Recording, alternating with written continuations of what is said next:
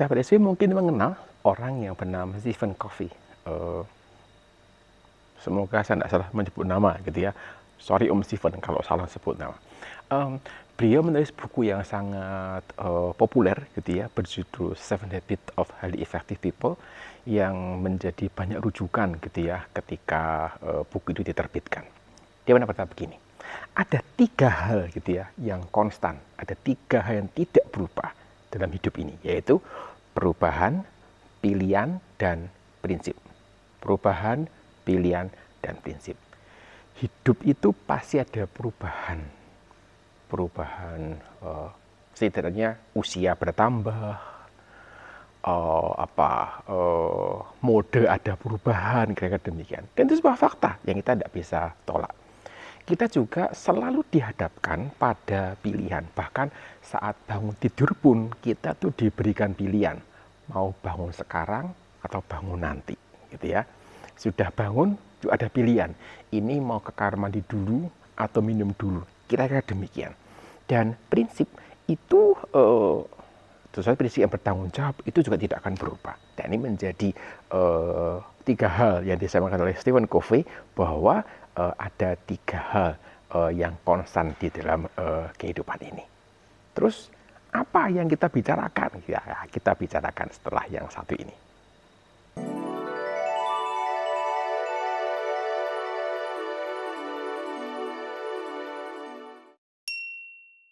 Berbicara mengenai pilihan, kalau kita bicara tentang lulusan SMA gitu ya, lulusan SMA dan lulusan SMK.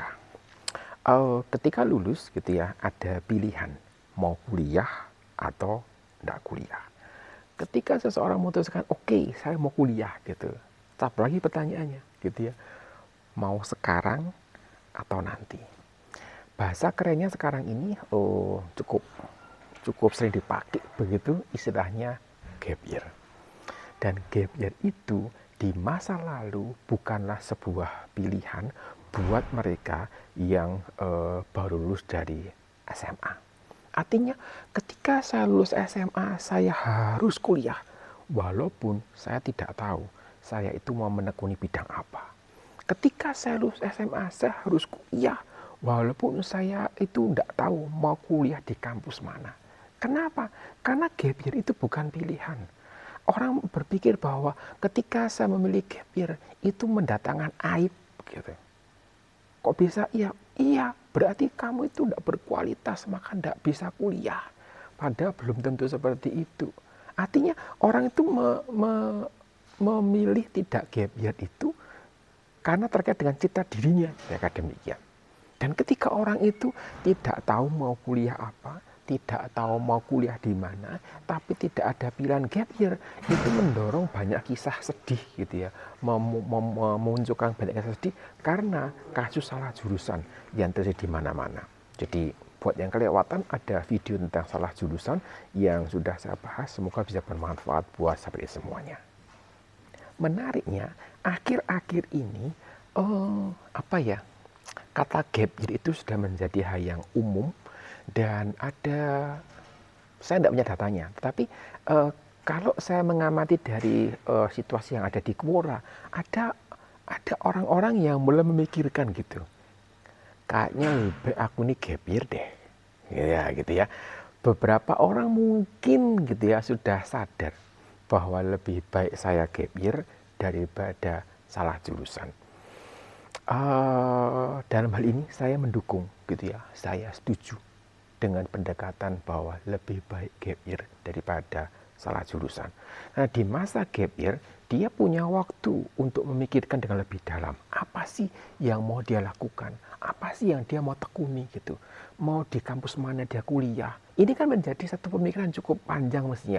Mungkin di masa SMA tidak sempat karena sibuk belajar, karena ya ada banyak hal yang kita tidak tahu gitu. Tetapi memilih gap year berarti ada setidaknya 1 tahun gitu ya, atau ya mungkin tidak 1 tahun ya, mungkin paling tidak ada 6-8 bulan waktu untuk memikirkan lebih dalam bidang apa yang mau ditekuni. Dan ini menjadi masa yang menurut saya harus dimanfaatkan dengan baik, karena tanpa gap year gitu ya, mungkin waktu untuk memikirkan lebih dalam itu terlalu terbatas, terlalu singkat, sehingga kemungkinan besar orang akan membuat keputusan yang gegabah.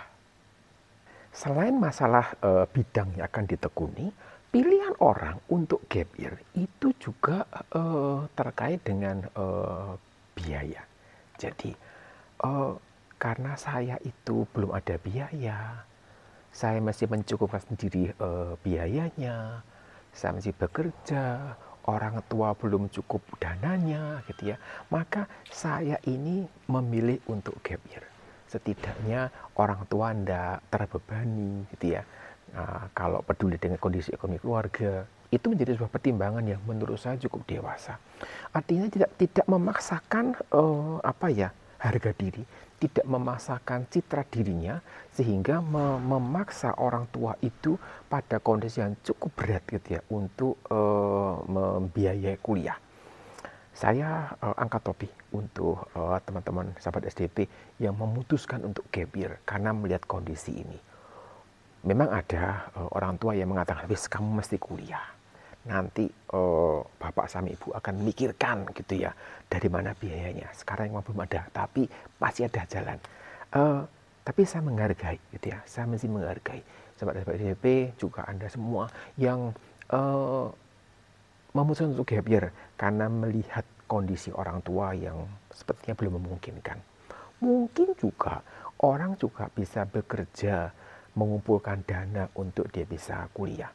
Maka pilihan gap year menjadi sesuatu yang cukup masuk akal karena menjadi masa ditunda setahun misalnya, bekerja dulu, kemudian nanti setelah ada dananya dia kuliah. Nah, ini cukup bijaksana menurut saya. Selain pilihan gap year, nah ini yang menarik, ada pilihan semi gap year. Wah, ini menjadi satu bahasan yang menurut saya menarik gitu ya. Karena bukan gap year gitu ya, bukan full gap year, tapi semi gap year. Tapi dia tetap ikut kuliah walaupun jurusannya belum tahu, sehingga masuk seadanya. Ketika orang itu belum tahu bidang apa yang akan ditekuni, kemudian dia memilih semi gap year, berarti dia tuh memilih bidang yang seadanya, yang mungkin gampang masuknya, kira-kira demikian. Kemudian kuliah di situ. Salah satu idenya adalah mencoba.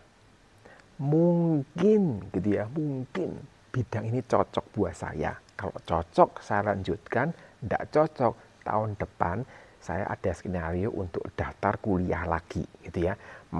Di masa semi gap year ini, setahun ini, dia memikirkan gitu ya, mempertimbangkan apakah nanti akan terus di bidang yang sekarang ini atau memilih bidang yang lain gitu ya. Jadi sudah ada skenario bahwa ada dua pilihan di tahun depan gitu ya. Saya akan lanjut atau saya akan daftar di bidang yang berbeda.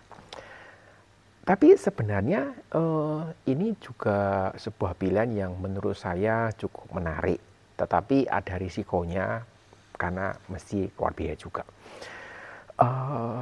Ada yang menggunakannya untuk bisa mengetahui seperti apa sih suasana atau pergumulan mahasiswa yang kuliah gitu ya, dengan jadwal yang masuknya itu tidak teratur. Maksud saya, kalau di SMA kan masuknya pasti jam 7 jam 8, pulangnya jam berapa? Jam 2, jam 3, kira-kira demikian.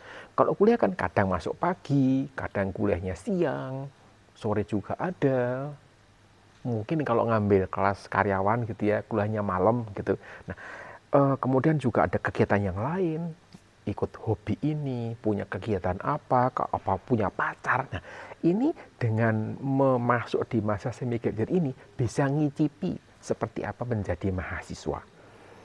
Dan buat beberapa keluarga yang merasa malu kalau anaknya itu tidak langsung kuliah, ini bisa menjadi sebuah solusi. Nah, tapi memang ini solusi yang menurut saya cukup berbayar gitu ya, biaya cukup besar karena ya namanya kuliah pasti juga bayar uang kuliahnya. Tentu saja pilihan antara gap year dan tidak gap year atau semi gap year itu di tangan kita masing-masing. Udah dewasa sih seharusnya bisa bertanggung jawab untuk pilihannya. Dan perubahan dari yang biasanya sekolah tiba-tiba tidak sekolah karena memilih untuk gap year tadi, itu bisa sedikit berbahaya. Nah, ini menjadi hal yang kita mesti perhatikan. Artinya, memilih untuk gap year tanpa perencanaan itu bisa berbahaya. Kok bisa? Ya, tadi itu sudah terbiasa sekolah, tiba-tiba kosong, tidak ngapa-ngapain, tidak mengerjakan apa-apa, maka bangun siang, mulai bermalas-malasan, bisa jadi ketika masa gap year tidak diisi dengan hal yang positif, maka gitu ya, jadi masalah, jadi malas untuk mikir kuliah, jadi malas untuk belajar, malas mengembangkan diri, seperti itu. Jadi ketika orang itu memutuskan untuk gap year, maka mesti memikirkan dengan detail apa yang dia akan lakukan di masa gap year. Kalau masa gapnya itu bukan setahun gitu ya, 2 minggu, 1 bulan, kayaknya lebih mudah. Tapi setahun itu cukup lama loh. Karena membiasakan diri dengan bermalas-malasan selama setahun gitu ya, kebawa nanti. Jadi sekali lagi, buat yang memutuskan untuk mengambil gap year, maka mesti memikirkan dengan baik strategi dan apa yang akan dikerjakan dalam masa gap year, selain gitu ya, mempertimbangkan bidang apa yang akan ditekuni. Misalnya, jika Anda itu kira-kira gitu ya menyukai bidang teknik misalnya, saya itu punya keyakinan bahwa di bidang teknik manapun gitu ya, kemampuan untuk bisa programming itu menolong untuk bisa berpikir sistematis, kira-kira demikian. Mungkin gitu ya, Anda bisa mengambil belajar otodidak atau ngambil kursus online begitu, programming misalnya. Atau kalau kemungkinan saya akan milih tentang akuntansi, tapi belum yakin gitu. Mungkin ada baiknya Anda ikut kursus tata buku misalnya, tentang keuangan misalnya. Atau kalau Anda belum tahu mau ngapain begitu, Anda mungkin bisa memikirkan untuk misalnya bekerja atau komitmen misalnya baca buku tentang apa begitu. Sehingga ini menjadi sebuah rutinitas yang menolong Anda mengisi masa gap year ini dengan hal yang sifatnya positif dan bisa mengembangkan diri, terus tetap menjaga semangat belajar gitu ya, tidak bermasalah-masalah gara-gara tidak ngapa-ngapain di masa gap year tadi. Kembali, apapun pilihannya gitu ya, prinsipnya tidak berubah. Artinya setiap orang tetap bertanggung jawab atas pilihan yang dibuatnya. Maksud saya, memilih untuk tidak gap year berarti bertanggung jawab dalam kuliah yang dipilihnya. Memilih untuk gap year berarti bertanggung jawab untuk merencanakan kegiatan apa yang akan dikerjakan selama masa gap year. Ingat, setahun loh ya, bukan hanya 2 minggu atau 1 bulan. Setahun itu bukan masa yang singkat untuk menunggu masalahnya. Dan memilih semi gap year berarti bertanggung jawab untuk mengeksplorasi pilihan dan konsekuensi yang diambil saat ini, sambil tetap terbuka terhadap jurusan lain yang mungkin akan dipilih nanti ketika tahun depan. Sehingga pilihan Anda sekarang apa gitu ya? Mau milih gap year, milih semi gap year, atau milih tetap kuliah gitu ya? Pilihan Anda apa? Itu tetap ada sebuah tanggung jawab yang mesti dikerjakan. Nah, sekarang Anda yang memutuskan gitu, bukan saya gitu ya. Jadi ketika di Quora ada gini, oh saya ini punya keinginan minat di bidang ini, punya bakat di sini, tapi belum tahu mau pilih yang mana, enaknya gap year apa enggak gitu. Saya tidak akan jawab. Kenapa? Karena itu sesuatu yang tidak mungkin saya berikan. Saya tidak akan memberikan pertimbangan buat orang yang tidak saya kenal. Saya tidak akan memberikan pertimbangan buat orang yang situasi yang saya tidak mengenal dengan baik. Sehingga Anda perlu berbicara dengan guru BK misalnya, mungkin dengan saudara, dengan orang tua, kalau cukup terbuka begitu ya, itu bisa menjadi sebuah pertimbangan. Tapi sekali lagi, apapun pilihannya, mau langsung kuliah, nggak gap year, mau gap year atau semi gap year, mesti disertai dengan sebuah tanggung jawab. Oke, saya kira itu topik hari ini gitu ya. Semoga bisa menolong sahabat DCP yang sedang memikirkan terkait dengan masa-masa pendaftar mahasiswa baru, dan semoga bisa memberikan pencerahan.